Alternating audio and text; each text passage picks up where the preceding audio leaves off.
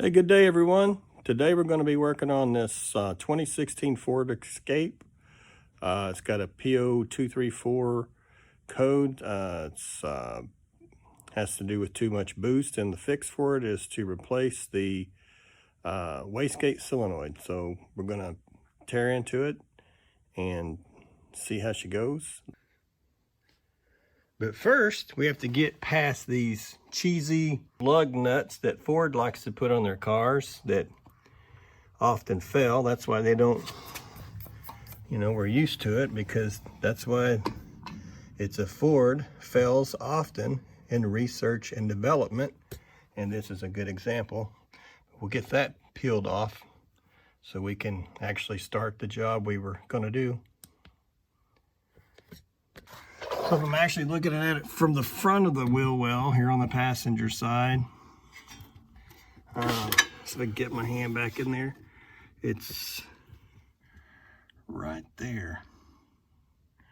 So we do have a little access even from the front side here, and as well as reaching around to the back side here to get it. So we're going to try to worm our hand in there and see what we can do.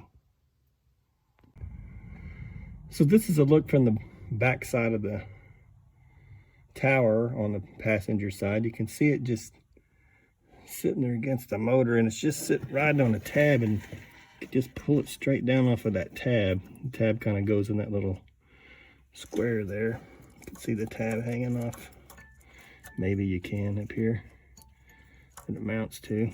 And that gives us a shot at the clip to get the wire off. And then we have 3 hoses, one that runs off the top, one that runs off the front, and one that runs off the back. And 2 of those are fairly easy to get to. We're going to snap this clip and pop off these hoses.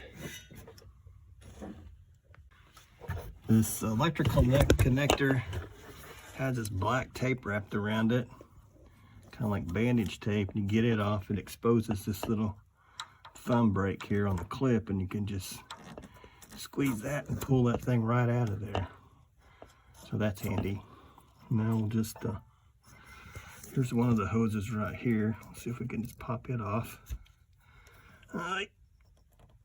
Probably gonna get some pliers and take the clip off. We'll start with that one.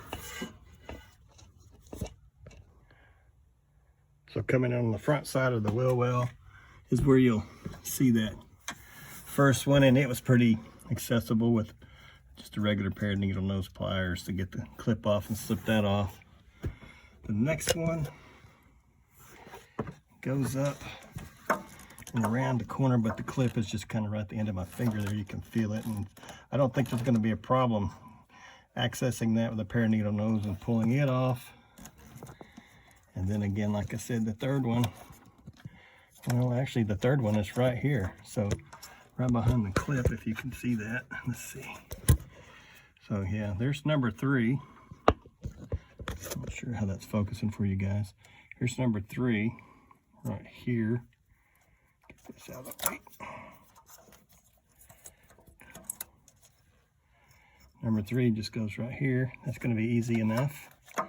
And the other's just up around the corner up here, and you can feel it, so I don't think it's going to be that difficult to get to.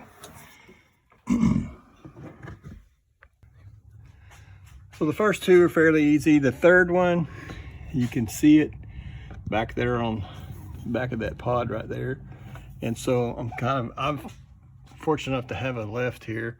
You can make a good angle of attack on this thing from coming from behind and kind of coming up from the bottom this way. A little more of a natural bend for your arm. You can actually get a pair of needle nose up and through there. It's just a little bit of a squeeze, but as you can see, hope you can see, you can access this with a pair of needle nose. Here's what we're dealing with. You can buy these things with the new set of hoses on them for 40 bucks on Amazon.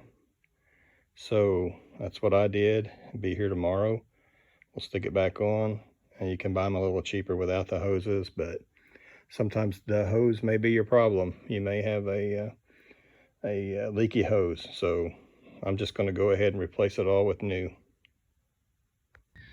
So just to give you an idea of how this is going to go back in up there, it's going to go in like this. It's going to go in the back side of the engine like this, and this tube right here will bend down. The tube next to the plug here will bend down and catch the bottom barb down here. The tube on top of the plug will go over and catch the silver plunger up there, and then this tube that runs out the opposite side will wrap around to the front and catch the black tube up there.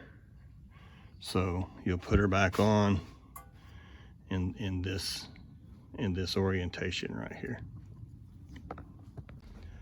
So it's very easily able just to reach up through the front of the wheel well here and reach back to the plunger back there and get that hose on up there. And then this one here is just right here.